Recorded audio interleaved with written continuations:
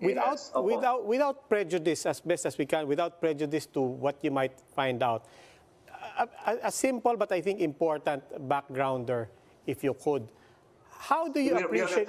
To which case? How do There you are two appreciate? cases now. Yeah, PS-DBM, not any particular case, but how do you appreciate the role of the PS-DBM right now? Because both in the case of Farmally and then now with the DepEd, you have the end user agency essentially saying, hindi naman kami yung bumili niyan eh, PS-DBM ang bumili niyan. And then there's confusion with the public, nagtuturuan, sinabi, hindi, ultimately sa kanila yan, hindi, sa kanila yan.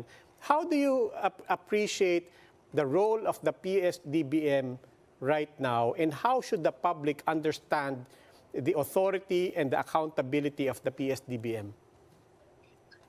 If you look at the documents, again, this will be borne out by the succeeding proceedings. There are notes, for instance, for the laptop. There are clear, specific requirements or agreements that the PS-DBM would defer to the decision of the end user insofar as the specifications, the product, how it would be delivered, etc., etc. But if you're referring to the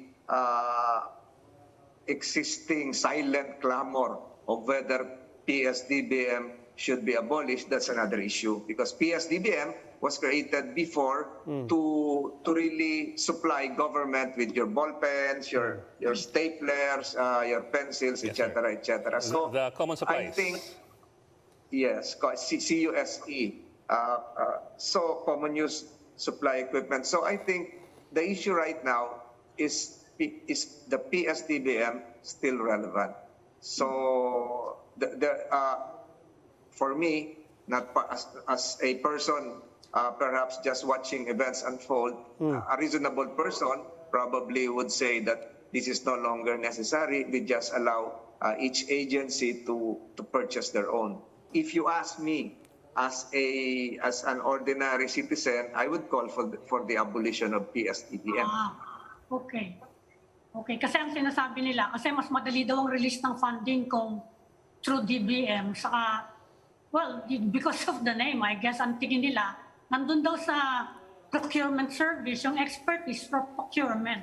Sabi nila, mas mapapabilis. But anyway, kung sakasakali, since this is in aid of legislation din kayo, di ba? But for my job as a legislator and as Yes. part of the Blue Ribbon Committee, the decision would hinge on the evidence that will be extracted from all of these resource persons. But as a Filipino citizen, as a watcher of history, I think it has to go.